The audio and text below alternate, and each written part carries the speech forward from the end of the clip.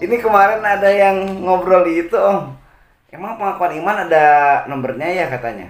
Aduh, saya nggak tahu. Ya, 12. Setahu saya ada nomornya. Kan ada 12. Iya, tapi ada orang yang punya keyakinan bahwa pengakuan iman Rasul itu tidak ada angka, tidak ada poin, tapi berupa satu Ya.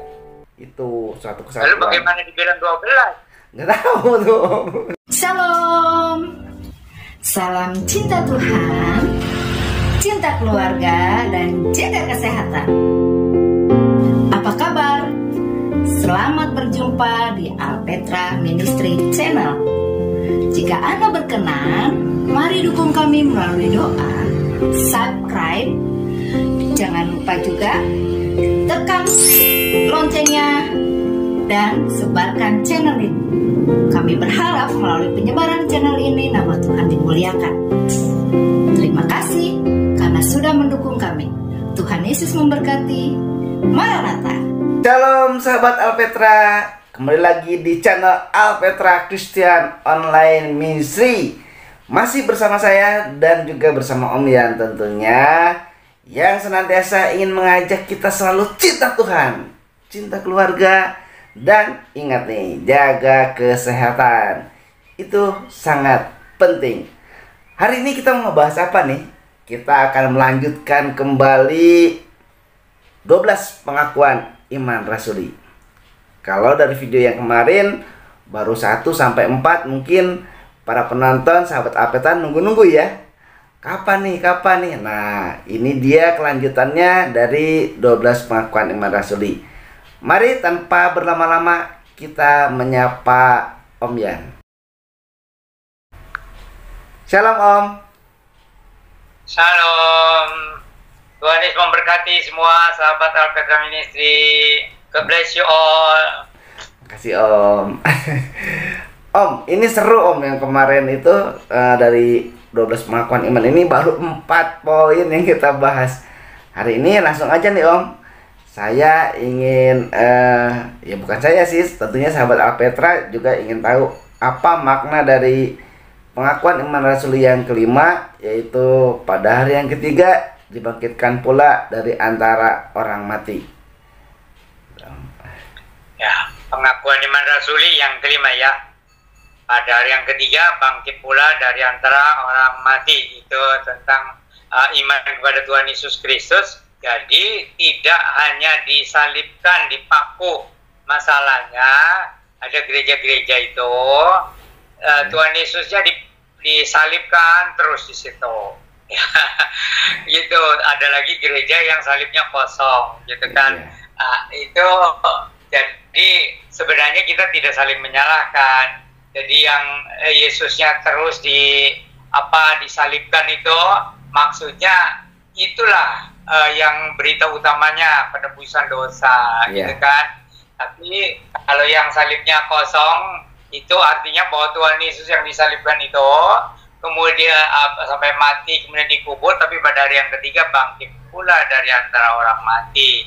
Nah, ini menyatu sebenarnya. Kan intisari Injil kan begitu. Yang pertama bahwa Yesus sang Mesias yang dijanjikan itu mati disalibkan untuk menebus dosa umat manusia, tapi pada hari yang ketiga bangkit pula dari antara orang mati. Nah, itu menjamin keselamatan. Kalau Tuhan Yesus tidak bangkit, ya berarti dia sama-sama aja orang berdosa, gitu kan?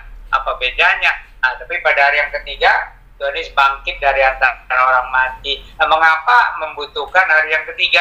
Ini penggenapan sebenarnya, penggenapan nubuatan di Perjanjian Lama itu pada hari yang ketiga gitu, atau 3 hari dikubur gitu, atau seperti perkataan Tuhan Yesus, anak manusia nanti akan seperti Nabi Yunus katanya ya, 3 hari diperut ikan. Tapi itu angka 3-nya jangan dipersoalkan, apakah 3 hari itu 3 kali 24 jam gitu kan.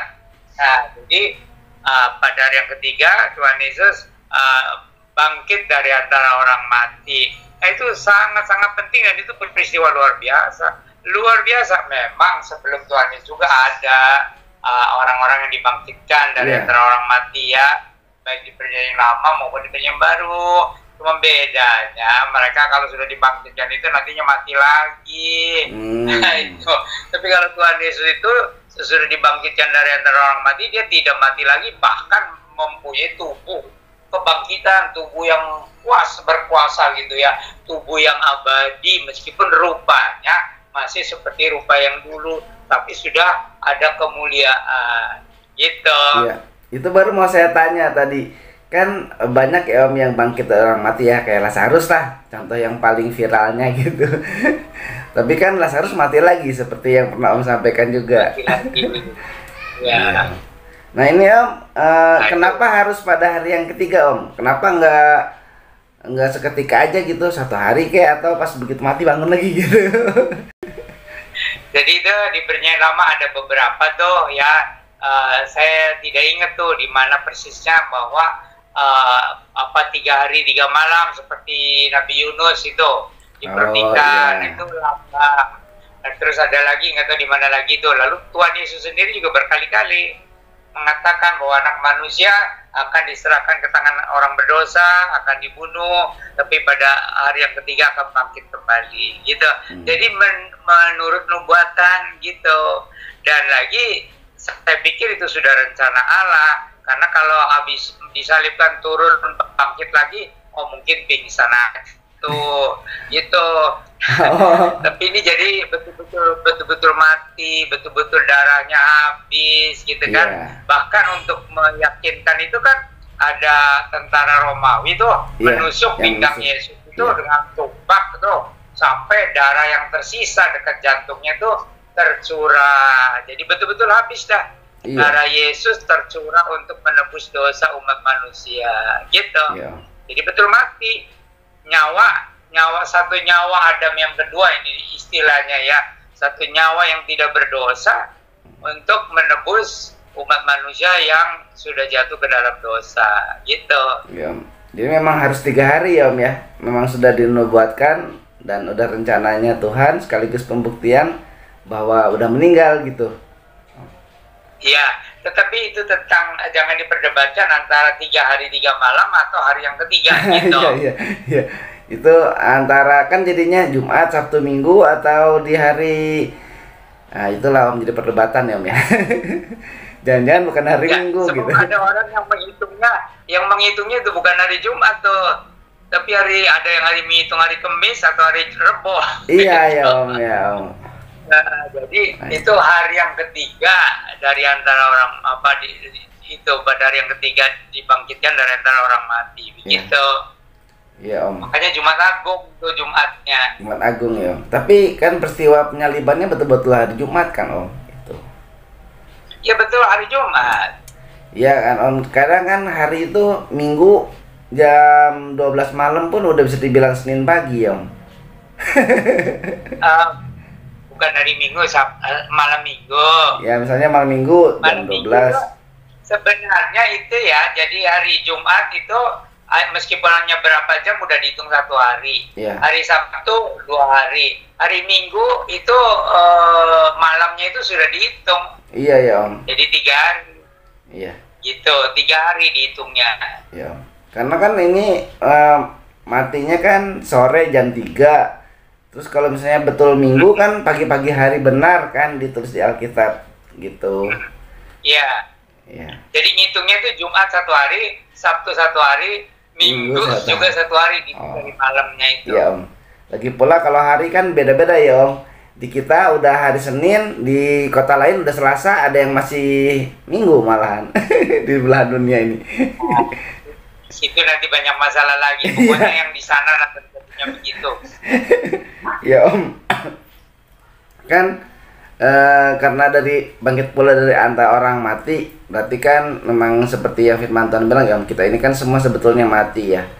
Tuhan Yesus yang memberikan kita kehidupan ya. Nah itu makanya Yesus bangkit pada hari yang ketiga, bangkit antara orang mati itu tidak sama seperti misalnya Lazarus atau yang lain-lain, atau di Perjanjian Lama yang bangkit yang kemudian mati lagi. Tapi Tuhan Yesus bangkitnya itu dengan kuasa Allah yang semula yang ada di dalam diri Tuhan Yesus itu kan. Tuhan Yesus punya 2 kodrat atau 2 sifat, Allah dan manusia. ilahi dan insani. Nah gitu. Jadi itu yang ilahinya itu ya beda, makanya kebangkitannya itu tidak seperti manusia lainnya yang bangkit itu, tapi dengan penuh kuasa ilahinya lebih nyata, cuman dalam rupa manusia masih kelihatan, manusia bisa dipegang, bisa diraba gitu, tapi sudah tubuhnya tubuh rohani gitu, karena sifat ilahinya yang lebih dominan. Waktu Tuhan Yesus bangkit dari antara orang mati, itu juga penting itu tentang Yesus bangkit dari antara orang mati itu dengan penuh kuasa. Iya, Om. Gitu. Banyak tanda yang menyertainya ya, Om ya.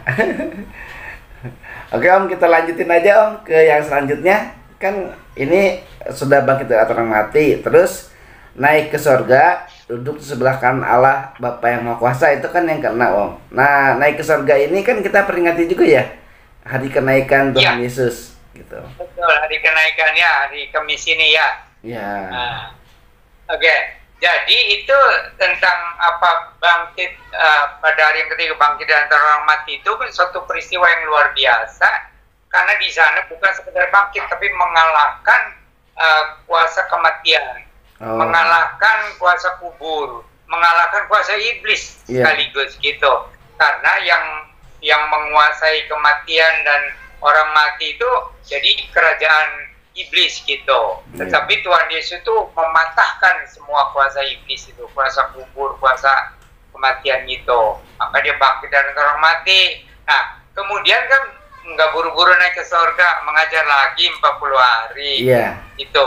Nah, itu penting juga supaya apa?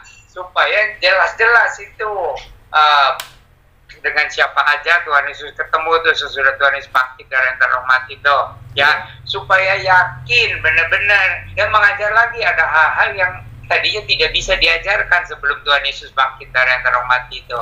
Jadi pikiran murid-murid itu masih belum nangkep gitu tentang kebangkitan itu, apakah kebangkitan seperti yang pernah terjadi dulu, ya, atau juga tentang keabadian itu.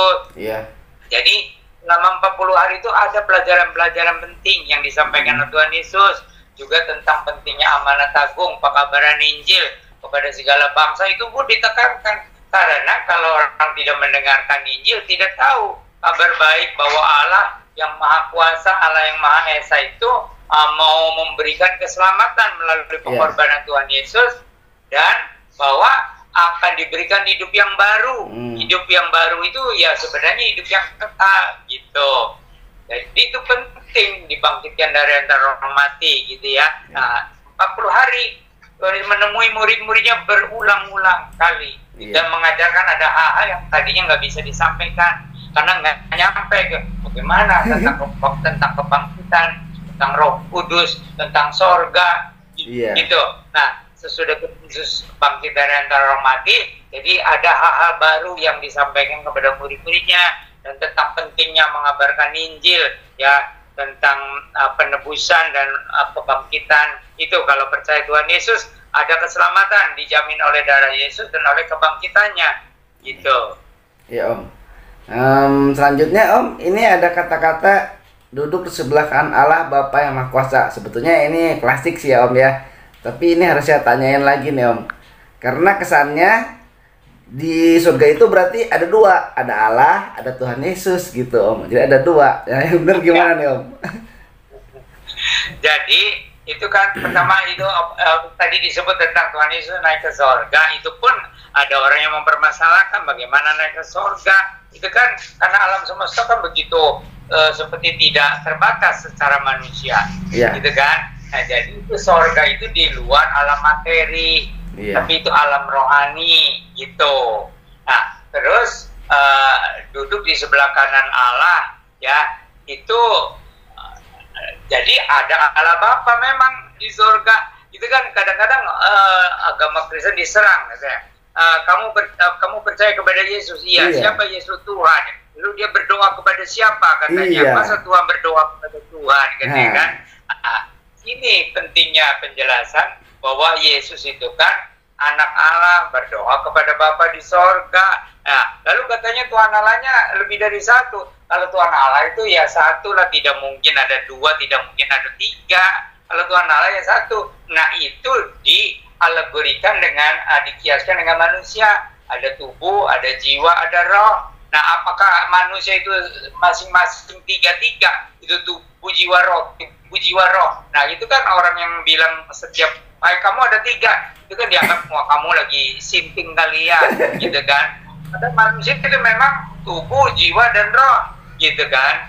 Jadi Allah itu, ya ada Allah Bapa, ada Yesus, itu firman Allah kan. Yesus itu firman Allah yang menjelma jadi manusia, dan Roh Kudus, gitu. Sebenarnya mirip dengan manusia itu, tubuh, jiwa, roh. Jadi Allah Bapa, kemudian firman Allah itu yang menjelma menjadi manusia Yesus, kemudian Roh Kudus, jadi Bapa, firman, dan Roh Kudus, gitu. Kalau menjelaskan tentang Tritunggal juga, itu jangan sampai orang jadi bingung. Pokoknya Allah itu dari keabadian selalu bersama-sama dengan firman dan bersama dengan Roh Kudus, gitu. Dari kekekalan sampai kapanpun selalu Allah itu dengan firman, dengan Roh Kudus. Dan karena firman itu menjelma menjadi manusia, gelarnya anak Allah, maka Allah dipanggil Bapa, gitu, supaya orang yang percaya kepada Tuhan Yesus juga diberi hak dan diberi kuasa menjadi anak-anak Allah, begitu. Iya Om. Ya, semoga ini bisa dimengerti nih, supaya mempermudah juga ya Om, karena ini memang betul sering kali dijadikan sebagai bahan untuk bahan untuk melemahkan kekristenan dan membuktikan Kristen itu salah, terus merekrut ke kepercayaan lain gitu. Ya, jadi memang Allah Bapa, ada firman dan Roh Kudus, itu Tritunggal itu ya. Allah, firman, dan Roh Kudus. Hanya firman Allahnya menjelma menjadi manusia, gelarnya anak Allah, gitu kan? Yeah. Nah, gitu. Jadi kok ada anak sih? Ya itu kan gelar, maka Allah itu dipanggilnya Bapa, gitu kan? Ini jadi supaya lebih jelas saja, maka saya ulangi lagi. Iya. Gitu. Sebetulnya udah jelas sih, karena di video sebelumnya tentang Tritunggal ini sudah dijelaskan sama Om dengan jelas sekali sih Om, gitu. Iya. Ya. Cuma dalam hidup sehari-hari itu banyak serangan tuh terhadap orang Kristen. Iya. Kamu percaya Yesus siapa Tuhan? Lalu dia berdoa kepada siapa katanya? Iya itu. Gitu. Nah sekarang kan jadi semoga mereka terjawab ya. Iya. Jadi kalau Tuhan Yesus, meskipun dia Tuhan, tapi berdoa kepada Bapa di surga. Iya, Gitu. iya. Ya Om. Gitu loh Om.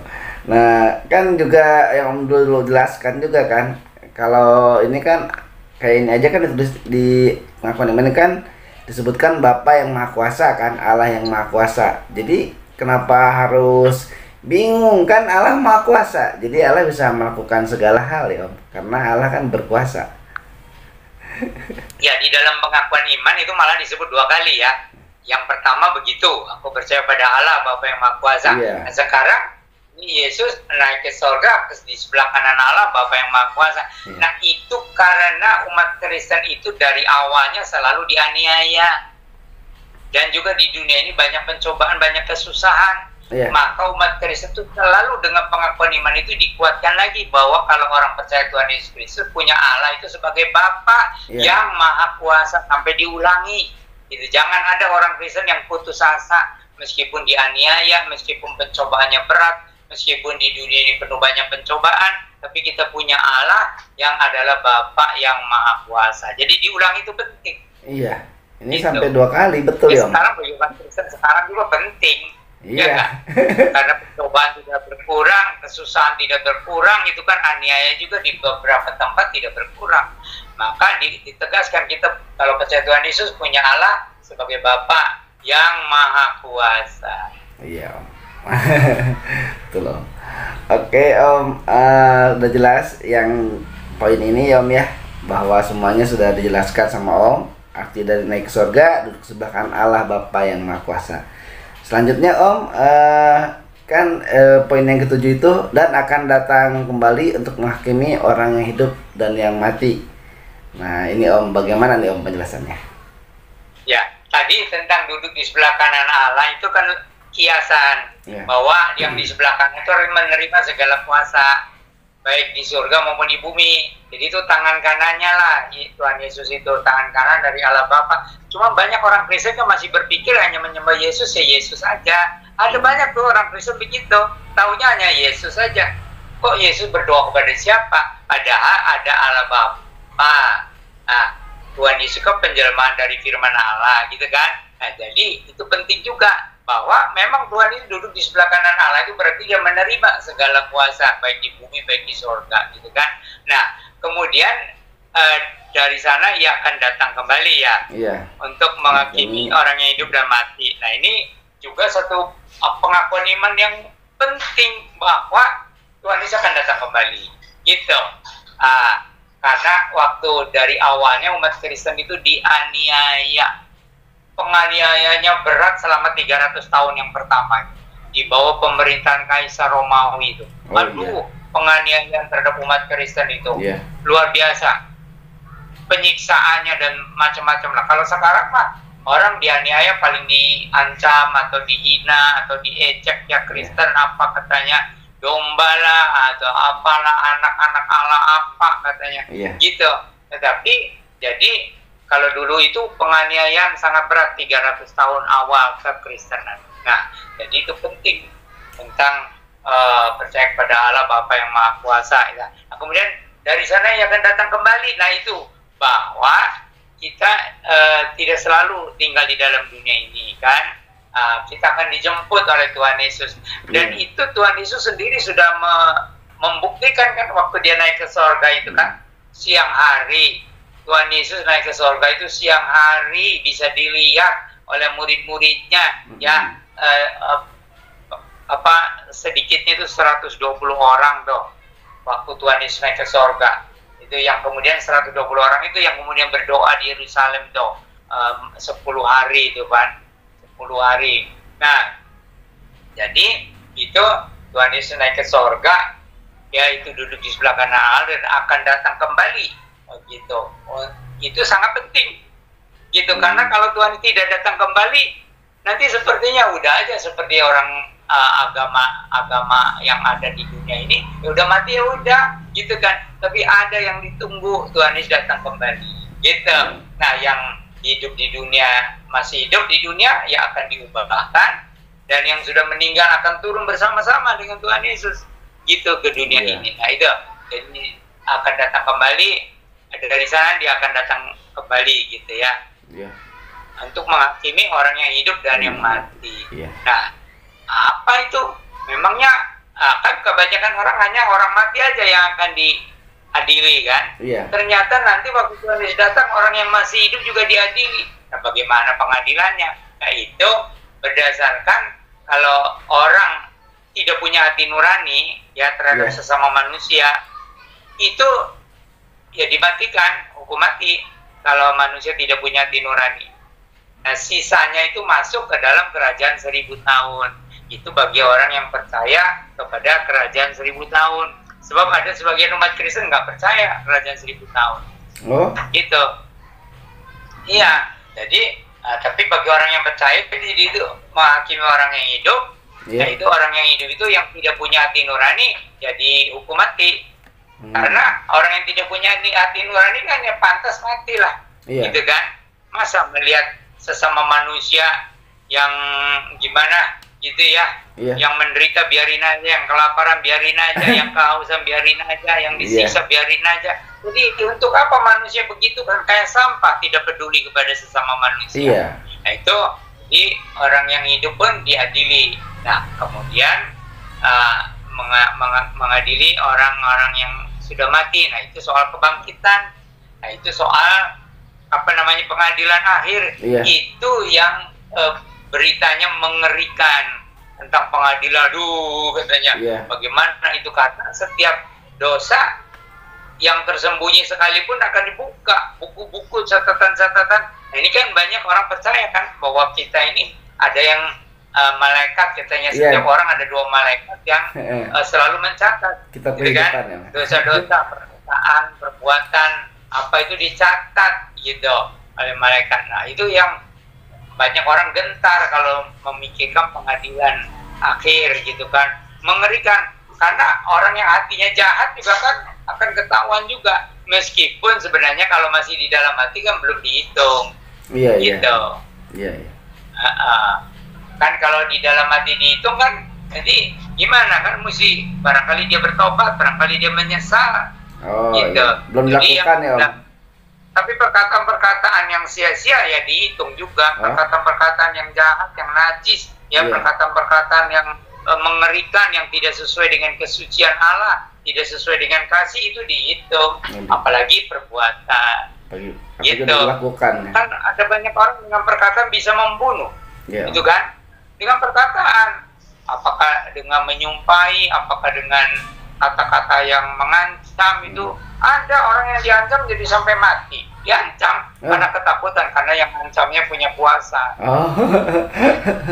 Iya sih, kan ada ceritanya, yang ada beritanya gitu, ya diancam meninggal gitu, karena diancam doang. Itu pengadilan terhadap orang yang sudah meninggal itu betul-betul mengerikan. Semua dosa dibuka, setiap orang ada catatan-catatannya gitu, setiap perkataan juga itu yang tidak sesuai itu pun akan dibuka gitu. Jadi itu mengerikan, dosa-dosa itu. Iya, Om. Akan diadili. Iya. Jadi ini tuh ada kaitannya sama The Rapture sama Judgment Day ya, Om ya? Iya, itu ya benar, itu Judgment Day, itu berarti nanti terakhir. Kalau yang mengadili orang yang mati itu terakhir. Iya. Berarti apa ini juga ada kaitannya sama hari kiamat nggak ya, Om? Nah, itu banyak orang sih mengatakan begitu tentang itu, dunia sudah hampir kiamat, dunia sudah tua gitu ya. Padahal yang dinanti-nantikan itu Tuhan Yesus datang kembali kedua kali dalam kemuliaan, lalu memberikan kesempatan lagi kepada umat manusia itu di dalam kerajaan 1000 tahun. Tetapi yang diberikan kesempatan itu orang yang masih hati nuraninya berfungsi gitu, yang masih punya hati nurani dikasih kesempatan. Orang yang tidak pakai hati nurani yang tidak dikasih kesempatan. Iya, betul, Om. Jadi harus kembali ke diri sendiri ya, Om, supaya nanti di pengadilan terakhir itu kita betul-betul bisa menjadi anak Tuhan yang betul-betul murni dan juga betul-betul memuliakan nama Tuhan ya, Om ya. Nah, ini supaya jelas ya. Jadi waktu Tuhan Yesus datang kembali untuk kedua kali itu menyambut orang-orang Kristen yang sudah lahir baru, itu tidak ada hukuman. Oh, nggak ada pengadilan ya, Om? Nggak ada. Ya, jadi pengadilannya pengadilan orang suci disebutnya. Jadi ada pengadilan orang suci. Nah, itu yang dihitung apa? Yang diadili apa? Nah, kerohanian kita sudah bertumbuh sampai di mana? Apakah kerendahan hatinya makin seperti Yesus, ketulusannya, kesuciannya, gitu. Jadi itu soal kerohanian, iman, kasih, pengharapan. Terus juga apakah perbuatan baik kita juga itu juga dihitung gitu. Jadi kalau ada orang Kristen tidak jahat tapi tidak baik juga, itu akan dapat hukuman juga, kan sudah menerima keselamatan, sudah menerima berkat. Kenapa tidak peduli kepada sesama manusia gitu? Nah, jadi menghakimi orang yang hidup gitu ya, dan orang yang mati itu yang pengadilan akhir itu yang lebih mengerikan lagi.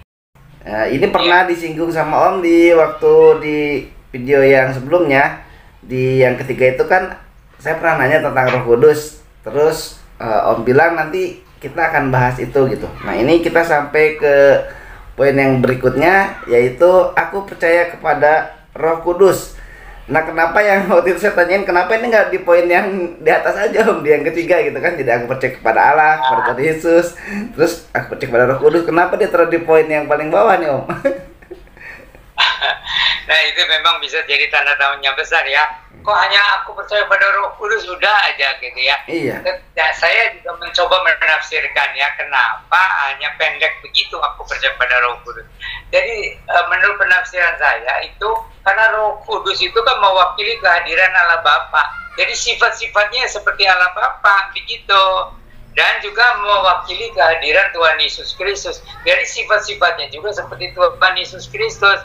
Makanya seperti pendek begitu.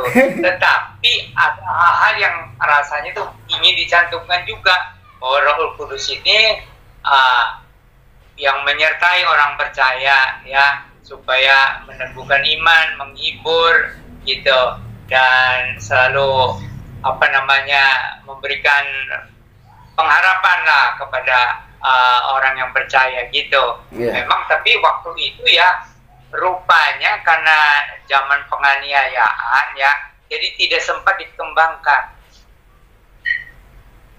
Juga karena umat Kristen itu merasakan kehadiran Roh Kudus, kuasa Roh Kudus, yang memberikan keberanian bersaksi, yang mengadakan mujizat, yang memberikan kedamaian luar biasa. Makanya sepertinya nggak dicantumkan apa-apa, hanya aku percaya kepada Roh Kudus, karena mereka mengalami, gitu. Iya, Om. Jadi itu kan waktu dikandung daripada Roh Kudus juga kan, itu berarti di poin yang ketiga ya Om, kalau itu pengakuan iman itu. Nah ini kan di yang ke-8, aku percaya kepada Roh Kudus saja, gitu, yang tadi kata Om juga kan. Ini kan jadi termasuk mujizat yang Om bilang tadi kan, rasul-rasul juga dijanjikan sama Tuhan ya untuk ada Roh Kudus yang akan menyertai mereka, gitu. Ya, pernyataan yang pertama tentang Yesus dikandung daripada Roh Kudus itu pentingnya atas kelahiran Tuhan Yesus Kristus itu yang tanpa dosa, gitu. Karena kan manusia mana katanya yang tidak ada dosa, tapi Yesus itu lahirnya dari kuasa Roh Kudus, yaitu firman Allah menjelma menjadi manusia, tapi dengan kuasa Roh Kudus. Sehingga firman Allah itu dijelmakan menjadi janin Yesus, gitu kan, di dalam rahim Maria, gitu. Jadi pentingnya di situ Roh Kudus disebutkan yang pertama itu, bahwa Yesus itu betul-betul tanpa dosa di situ karena dikandungnya dari Roh Kudus. Tapi kemudian yang kedua ini Roh Kudus tadi Pak bilang? Aku percaya kepada Roh Kudus. Aku percaya kepada Roh Kudus itu ya. Jadi waktu itu tidak ditambah itu karena mereka sudah mengalami, gitu kan. Tapi bagi kita sebenarnya sepertinya perlu juga ditambah, ya. Aku percaya kepada Roh Kudus yang memberikan hidup baru, yang memberikan kekuatan iman, yang memberikan penghiburan, gitu, dan yang menyertai pekabaran Injil. Ya, tapi sudahlah, itu warisan namanya, ya. Warisannya begitu, terima aja. Terima aja udah matangnya. Oke Om. Nah tentang Roh Kudus ini juga sahabat Alpetra bisa melihat di video-video kita ya, karena Om juga sudah menjelaskan tentang Roh Kudus. Nah saudara, merasa diberkati kan dengan obrolan kita kali ini? Makanya jangan lupa subscribe bagi Anda yang belum subscribe, dan like, share sebanyak-banyaknya. Ke yang ke-9 ya Om, itu Gereja yang Kudus dan Am, Persekutuan Orang Kudus. Ini ada dua ini ya Om, kayak dua hal yang berbeda gitu. Gereja yang Kudus dan Am, terus Persekutuan Orang Kudus. Kalau yang Am itu Om pernah bilang Am itu artinya Katolik gitu Om. Nah ini gimana nih Om, Gereja yang Kudus dan Am? Aku percaya kepada gereja yang kudus. Sebenarnya ada gereja yang mencantumkan aku percaya kepada satu gereja yang kudus. Jadi gereja itu pada hakikatnya hanya satu, gitu. Meskipun kelihatannya ada macam-macam gereja, gitu. Tetapi orang yang sudah belajar ini ya penjelasannya itu gereja yang tidak kelihatan, maksudnya gereja yang terdiri dari orang-orang Kristen yang lahir baru secara rohani. Itu. Jadi kalau orang yang tidak lahir baru hanya beragama Kristen ya atau anggota gereja tapi belum lahir baru, itu tidak termasuk di situ. Jadi aku percaya kepada satu gereja yang kudus itu orang yang tidak kelihatan, orang-orang Kristen yang lahir baru. gitu ya. Nah, yang kudus itu karena gereja itu yang sudah lahir baru itu, orang-orang Kristen yang sudah itu milik Allah, itu maksudnya kudus. Milik Allah. Jadi bukan berarti kudus itu kita seperti tanpa dosa, bukan. Tapi kita ini milik Allah. Jadilah orang Kristen yang hidupnya seperti Yesus yang suci gitu. Tetapi kudusnya itu karena kita adalah milik Allah. Di dalam Yesus kan sudah ditebus itu, dia menjadi anak-anak Allah. Kemudian gereja yang kudus itu ya, dan am itu maksudnya itu yang terdiri dari segala bangsa, suku, bahasa, dan kaum. Jadi tidak membeda-bedakan, tidak ada diskriminasi orang Kristen apakah Israel atau bukan Israel, atau bangsa kulit putih, bangsa kulit kuning, bangsa kulit hitam. Apa itu tidak boleh dibeda-bedakan gitu, apakah kaya atau miskin gitu kan, atau beda tingkatan sosial, tidak boleh dibedakan. Itulah aku percaya kepada satu gereja yang kudus milik Allah, dan itu yang terdiri dari segala bangsa, suku, bahasa, dan kaum di muka bumi. Itu maksudnya. Itu ya. Jadi gereja yang kudus dan itu dipisah-pisahkan atau diskriminasi. Iya, Om. Jadi itu satu kesatuan juga sebetulnya ya, Om ya. Ya, jadi satu konsep. Jadi itu dari segala bangsa, suku, bahasa, dan kaum, dan tidak ada diskriminasi. Terus ini kalau maksudnya persekutuan orang kudus apa nih, Om? Kan gereja ini udah gereja yang kudus dan am. Kenapa juga harus ada persekutuan? Apakah beda gereja dengan persekutuan gitu, Om? Terus kenapa harus orang kudus? Aku pada gereja yang kudus dan persekutuan orang kudus ya. Jadi maksudnya itu penekanan saja. Jadi bahwa yang namanya gereja itu persekutuan orang kudus. Jadi kalau gereja tidak ada persekutuan yang kudus, itu bukan gereja. Itu hanya organisasi atau kegiatan atau kumpulan orang yang beragama Kristen. Nah itu kan banyak begitu.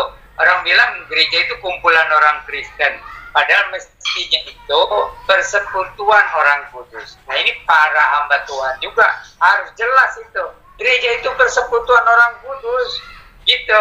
Jadi bukan hanya tidak ada diskriminasi, tapi betul-betul bersekutu sebagai satu tubuh di dalam Tuhan, gitu.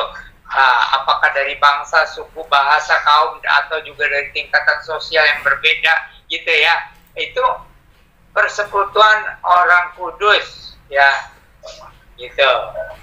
Jadi harus ditegaskan itu, penegasan. Kalau enggak bukan gereja. Jadi yang dimaksudkan orang kudusnya itu berarti setiap orang yang percaya sama Tuhan Yesus ya.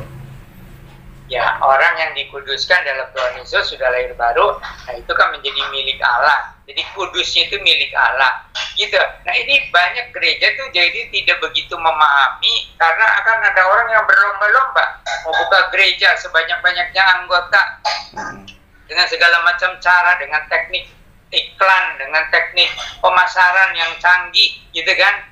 Padahal intinya kan persekutuan orang kudus. Ada nggak persekutuan di situ?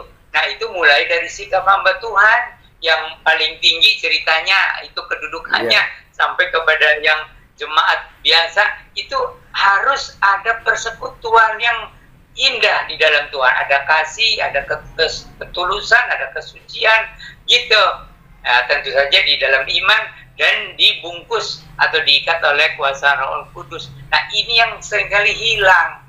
Gereja ya pokoknya kumpulan orang Kristen aja. Apa bedanya dengan agama lain gitu kan? Nah, kalau gitu ya sama aja. Nah ini karena di agama atau nama agama, ya itu sepertinya hanya beda agama aja. Padahal itu harus jelas itu. Kehidupan orang Kristen itu dibarui oleh kuasa Roh Kudus. Kalau tidak ya bukan Kristen. Iya, betul. Gitu. Iya. Oke Om, wah ini sangat menarik nih Om. Jadi pembahasan kita hari ini sudah sampai ke poin yang ke-9 ya Om. Sebetulnya poin yang ke-10, 11, dan 12 itu mungkin kita akan lanjutkan di pertemuan selanjutnya ya Om. Karena tentang pengampunan dosa. Jadi nanti mungkin di kesempatan itu selanjutnya Om bisa jelasin tentang dosa itu bagaimana apa, karena banyak orang juga yang nggak paham gitu. Ada dosa kecil, dosa besar, dosa putih, dosa hitam, merah, kuning, hijau. Nah, baik Om, mungkin ada lagi yang ingin disampaikan sebelum ditutup perjumpaan kita hari ini. Jadi itu pengakuan iman rasuli itu ya dianggap rasuli itu karena warisan dari para rasul, meskipun tidak jelas sejak kapan gitu ya 12 itu dijadikan satu gitu kan. Tetapi ini sangat-sangat penting supaya orang Kristen itu tahu apa yang dipercaya gitu kan. Kalau umat Islam ada 2 kalimat syahadat, orang Kristen 12 kalimat syahadat gitu kan. Nah itu juga harus dan diikrarkan setiap ibadah gitu kan. Jadi ini penting supaya dijiwai ya, dipahami. Orang Kristen mempunyai pengakuan iman yang bukan sekedar diucapkan tapi dihidupi di dalam kehidupan sehari-hari ya. Termasuk itu tadi, gereja itu adalah persekutuan orang kudus itu ya. Tapi seringkali juga lupa dah, orang pendetanya juga seringkali tidak mencerminkan persekutuan gitu kan. Ya kan? Coba lihat pendeta-pendeta, pemimpin-pemimpin gereja, majelis gereja itu seperti sudah hanya kumpulan agama aja, hanya namanya agama Kristen gitu kan. Tetapi sebenarnya itu harus sekarang diingatkan kepada semua gitu ya. Apakah pendeta, penginjil, majelis gereja, atau pengurus gereja, atau jemaat, atau orang Kristen, biasalah. Gereja itu persekutuan. Jangan menyalahkan siapa-siapa. Mari kita mulai bersikaplah sebagai orang Kristen yang lahir baru, yang ada iman, ada kasih, ada pengharapan. Lalu kita bisa menerima satu sama lain. Nyanyiannya bagus kan? Gereja katanya tidak pandang dari gereja mana gitu kan? Nyanyiannya bagus. Cuman prakteknya ini yang kita harus coba. Jadi bagaimana kita belajar mengasihi, menerima satu sama lain ya, dengan kerendahan hati, dengan ketulusan gitu ya. Itu tuh mulai yang dari atas-atasnya ya kan. Tetapi ya ini nggak gampang sih ya, karena manusia itu sudah dikuasai dosa gitu. Dan kita jadi syarat pertama diselamatkan kan harus mengalami kelahiran baru secara rohani. Tetapi kan Tuhan tidak, kita ini hanya seperti bayi-bayi rohani, harus bertumbuh. Dan bertumbuh itu harus dan dicontohkan oleh hamba-hamba Tuhan yang namanya pendeta lah, atau penginjil lah, atau apa namanya gitu ya. Itu harus dicontohkan bahwa kita ini orang-orang yang sudah lahir baru oleh kuasa Roh Kudus, dan bukan bayi-bayi rohani, tapi ada sebagian yang sudah bertumbuh dalam iman, dalam kasih, dalam pengharapan, dan ada buah-buah Roh Kudus itu kan. Sudah diuraikan belum tuh buah-buah Roh Kudus? Kasih, sukacita, kedamaian belum ya? Itu harus dinyatakan, dihidupi, dibuktikan, disaksikan dengan sikap, perkataan, perbuatan, dan sebagainya gitu ya. Jadi aku percaya kepada gereja yang kudus dan am ya. Jadi tidak ada diskriminasi. Yang ada, kalau gereja masih ada diskriminasi itu harus sadar ya. Jangan ada diskriminasi ya. Nah kalau soal aturan memang harus ada aturan ya. Kalau gereja nggak ada aturan bukan gereja. Harus ada aturan, tapi jangan ada diskriminasi hanya karena perbedaan bangsa, suku gitu ya, atau kebutuhan sosial, atau karena apa gitu. Ada yang juga karena gender gitu. Kita tidak ada diskriminasi. Oke Om, terima kasih untuk penjelasannya. Terima kasih untuk juga menambah wawasan dan juga iman, pastinya percaya kita kepada Tuhan Yesus. Terima kasih Om untuk penjelasannya. Dan sahabat Alpetra Ministry, bukannya kita tidak kangen ya Om ya, tetapi waktu juga yang memisahkan kita. Sampai ketemu lagi di lain waktu. Dan terima kasih sekali lagi Om Yan atas penjelasannya. Selalu sehat ya Om. Dan salam cinta Tuhan, cinta keluarga, tetap jaga kesehatan. Shalom. Tuhan